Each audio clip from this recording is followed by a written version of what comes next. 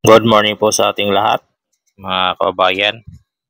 At dito po tayo sa area nito sa may Santa Mesa, Paco Road upang magbigay update dito po sa ating off-ramp at dito po sa ating double decker, ang ating NLEX connector section 2E, mga kababayan. So puro pa rin po dito mga rebar gauge na nakatayo sa ating off-ramp, mga kababayan. So dito naman po sa area na to, dito po sa ating may tunnel, no.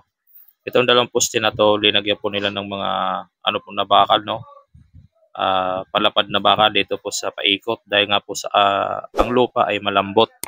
Kaya nilagyan po nila, mga kababayan. So ito po ang ating update sa araw na ito, mga kababayan, araw po ng Lunes, mga kababayan. Ang oras naman po natin dito sa pag-update na to ay 8 PM na po. 8 AM, mga kababayan. So ayan, makikita naman po natin, no, na ang lupa ay napakalambot. So tatlo po yung makikita natin ditong magiging poste, mga kababayan. Ito po yung dalawang magkatabi malalaki, yan po yung magiging po sa double decker, at itong malit na rebar gauge, ito po magiging off ramp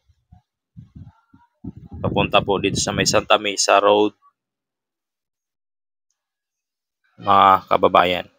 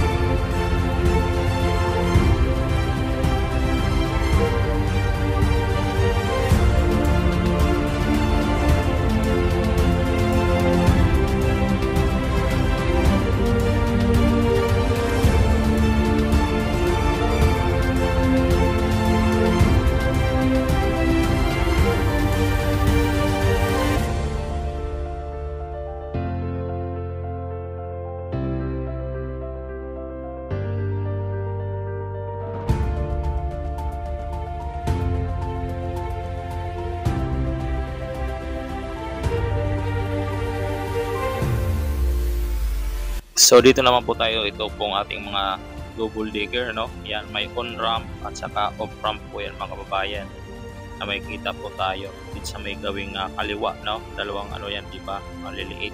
Isa yan on ramp, ang isa off ramp. Ang on ramp yan simula dito po sa may Teresa Street.